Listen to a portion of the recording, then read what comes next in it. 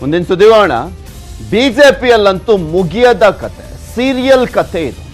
Serial ಅಲ್ಲಿ ಎಳ್ದಾಡ್ತಾರಲ್ಲ ಒಂದು ಕಥೆಯನ್ನ, ಹಂಗೆ ಇನ್ನೂ ಕೂಡ ಎಳ್ದಾಡ್ತಾ ಇದ್ದಾರೆ. ಯಾರಪ್ಪ ಪ್ರತಿಪಕ್ಷ ನಾಯಕ ಅನ್ನುವಂಥದ್ದಕ್ಕೆ ಉತ್ತರ ಮಾತ್ರ ಸಿಕ್ಕಿಲ್ಲ. ಇವತ್ತು ಆಗಸ್ಟ್ 10ನೇ ತಾರೀಕಿಗೆ ಬರ್ತಾರೆ. ಇನ್ನೊಂದು 3 ದಿನ ಹೋದ್ರೆ 3 ತಿಂಗಳಾಗ್ತಾ ಇದೆ ರಿಸಲ್ಟ್ ಬಂದು. ಇನ್ನೂ ಒಬ್ಬ ನಾಯಕನನ್ನ ಆಯ್ಕೆ ಮಾಡ್ಲಿಕ್ಕೆ ಆಗಿಲ್ಲ ಬಿಜೆಪಿ ಹೈಕಮಾಂಡ್ಗೆ. ಎಂತ ಪರಿಸ್ಥಿತಿ ಇರೋಣ, ಹೀನಾಯ ಪರಿಸ್ಥಿತಿ ರಾಜ್ಯ ಬಿಜೆಪಿದು. ಬಸವರಾಜ ಬೊಮ್ಮಾಯಿ ಅವರಿಗೆ ಪ್ರತಿಪಕ್ಷ ನಾಯಕ ಸ್ಥಾನ ಕೊಡುವಂತ ಸಾಧ್ಯತೆ ಅಂತ ಹೇಳಲಾಗ್ತಾ ಇದೆ. ಇದು ರಿಸಲ್ಟ್ ಬಂದಾಗಿನಿಂದ ಬರ್ತಾ ಇರುವಂತ ಮಾತುಗಳು. ಅದಕ್ಕೆ ಇನ್ನೂ ಕೂಡ ಅಂದ್ರೆ ಅಧಿಕೃತವಾಗಿ ಇವರೇ ಅಂತ ಹೇಳುವ ರೀತಿಯಲ್ಲಿ ಯಾರು ನಾಯಕರು ಇಲ್ಲ. ಬಟ್ ಅಂತೆ ಕಂತೆಯನ್ನೇ ನೋಡ್ತಾ ಇದೀವಿ ನಾವು. ಬೊಮ್ಮಾಯಿಗೆ ಭರವಸೆ ನೀಡಿದ್ದಾರಂತೆ ಕೇಂದ್ರದ ವರಿಷ್ಠರು.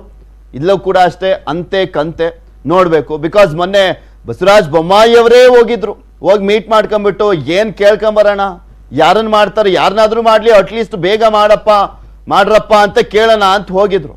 ಈ ಸಂದರ್ಭದಲ್ಲಿ ಏನೋ ಭರವಸೆಯನ್ನ ಕೊಟ್ಟಿದ್ದಾರಂತೆ ಬಸವರಾಜ ಬೊಮ್ಮಾಯಿ ಅವರಿಗೆ. ಕಾದ್ ನೋಡ್ಬೇಕು ಅವರೇ ಆಗ್ತಾರಾ ಅಂತ.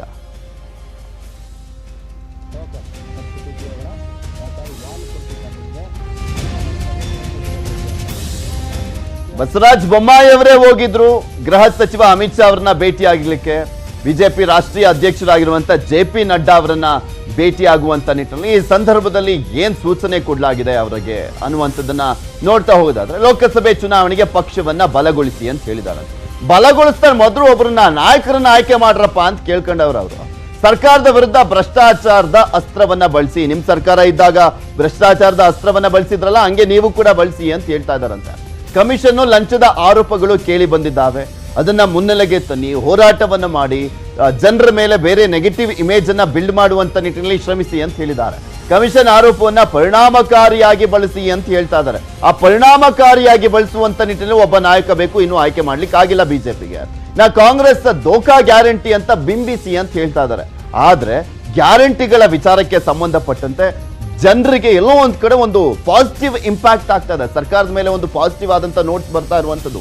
ಸೊ ಹೀಗಾಗಿ ಈಗ ಬಿಜೆಪಿ ಭಯ ಶುರು ಆಗ್ಬಿಟ್ಟಿದೆ, ಎಲ್ಲಿದು ಹೊಡ್ತಾ ಕೊಡುತ್ತೆ ಅಂತ.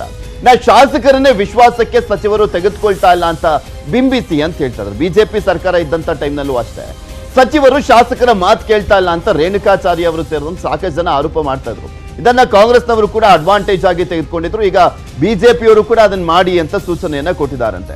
ಕಾಂಗ್ರೆಸ್ನ ಆಂತರಿಕ ಕಚ್ಚಾಟ ಪರಿಣಾಮವನ್ನ ಜನರಿಗೆ ತಿಳಿಸಿ ಅಂತ ಹೇಳ್ತಾ ಇದ್ದಾರಂತೆ. ಬಟ್ ಇವ್ರ ಪಕ್ಷದಲ್ಲೇ ಆಂತರಿಕ ಕಚ್ಚಾಟ ಅನ್ನುವಂಥದ್ದು ಕಾಣಿಸ್ತಾ ಇದೆ. ಬಿಕಾಸ್ ಇನ್ನೂ ಕೂಡ ಒಬ್ಬ ರಾಜ್ಯಾಧ್ಯಕ್ಷರು ಒಬ್ರು ಅವಧಿ ಕಂಟಿನ್ಯೂ ಮಾಡಲಾಗಿದೆ, ಅವರಲ್ಲಿ ಆಯ್ಕೆ ಮಾಡ್ಲಿಕ್ಕಾಗಿಲ್ಲ ಆ ಸ್ಥಾನಮಾನಕ್ಕೆ. ವಿರೋಧ ಪಕ್ಷ ನಾಯಕನಿಗೋಸ್ಕರ ಕೂಡ ಇನ್ನೂ ಕೂಡ ಆಯ್ಕೆ ಮಾಡ್ಲಿಕ್ಕೆ ಆಗ್ತಾ ಇಲ್ಲ. ಅವರಲ್ಲೇ ಯಾರು ಅನ್ನುವಂತ ಪ್ರಶ್ನೆಗೆ ಉತ್ತರ ಸಿಗ್ತಾ ಇಲ್ಲ. ಇದಕ್ಕೆ ಮೊದಲು ಬ್ರೇಕ್ ಹಾಕ್ಬೇಕಾಗಿದೆ ಹೈಕಮಾಂಡ್. ಇದ್ದು ಯಾವಾಗ ಹಾಕುತ್ತೋ ಗೊತ್ತಿಲ್ಲ. ಇನ್ನ ಯಾರ್ಯಾರ ವಿರುದ್ಧ ಹೋರಾಟಕ್ಕೆ ಸೂಚನೆ ಕೊಡಲಾಗಿದೆ ಸದ್ಯಕ್ಕೆ ಅಂತ ನೋಡೋದಾದ್ರೆ, ಒಂದು DK ಶಿವಕುಮಾರ್ ಅವರ ವಿರುದ್ಧ 15% ಕಮಿಷನ್ ಆರೋಪ ಅಂತ ಗುತ್ತಿಗೆದಾರರು ಮಾಡ್ತಾ ಇರುವಂತದನ್ನ ಬಳಸ್ಕೊಳ್ಳಿ, ಅಡ್ವಾಂಟೇಜ್ ತಗೊಳ್ಳಿ ಇಂಥ ಆರೋಪಗಳು ಬಂದಂತ ಸಂದರ್ಭದಲ್ಲಿ ಅನ್ನುವಂಥದ್ರ ಬಗ್ಗೆ ಸೂಚನೆ ಕೊಡಲಾಗಿದೆ. ಇನ್ನು ಒಂದು ಚಲುವರಾಯಸ್ವಾಮಿ ಅವರು ಕೃಷಿ ಸಚಿವರು, ಅವ್ರ ಮೇಲೆ ಲಂಚದ ಬೇಡಿಕೆ ಆರೋಪವನ್ನು ಮಾಡಲಾಗ್ತಾ ಇದೆಯಲ್ಲ, ಇದನ್ನು ಕೂಡ ಅಷ್ಟೇ ಪರಿಣಾಮಕಾರಿ